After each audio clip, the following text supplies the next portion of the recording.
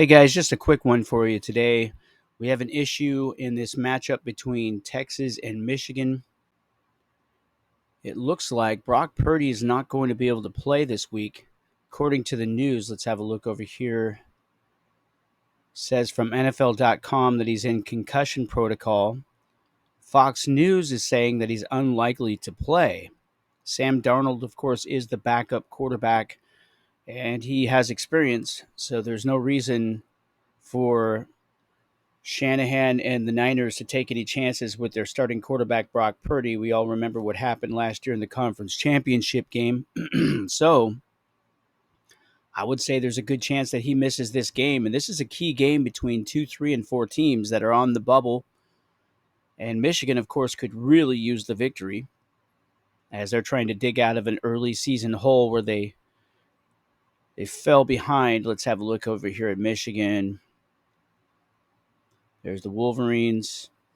Yeah, they get out to a 2-0 start and then went on a 4-game losing streak to drop to 2-4. Then they won last week against Tulane.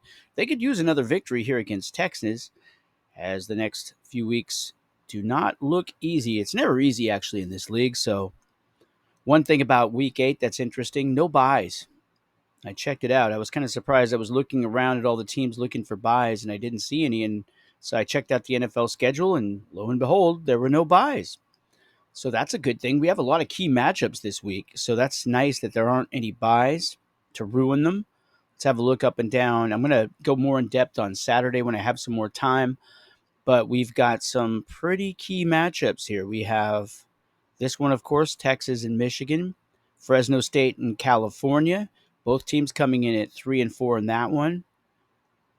New Mexico and Georgia. Georgia could use a win here. And, of course, they have a pretty big task in front of them taking on New Mexico. Colorado is taking on Ohio State this week. Colorado coming in 4 and 3. Ohio State at 3 and 4. Obviously, they could use a win. And Penn State, Maryland, 2-5 and 2 teams matching up. Both could afford a loss here, but the winner comes out looking pretty darn good. Only one game away from the championship bracket, whereas the other team still has a lot of work to do, getting 2 more victories against a pretty tough schedule for everybody. The only letdown game for anyone, the only game that's like a laydown would be Oregon because they're in that redshirt season. But everybody else is a tough game. So pretty big news here as Texas could be without Brock Purdy. Now Texas does have a good backup quarterback, a second quarterback in Sam Howell, but the only problem with that is that they're trying to redshirt Sam Howell so that they can keep him next year. And I'm not sure when they put Howell on the red shirt list. Let's see. It was after the season began. Let's have a look here. Here it is. September 25 is when he went on the red shirt status.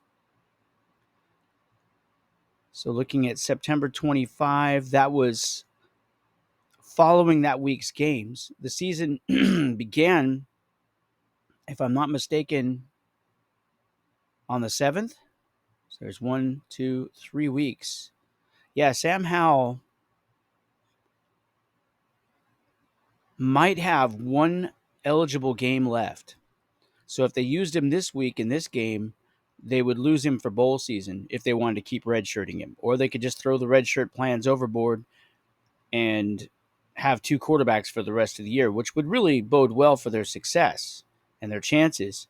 But the only problem is at the end of the year, because both of these quarterbacks are likely to be in the top 14, they would have to lose one of them to transfer because you know the rules.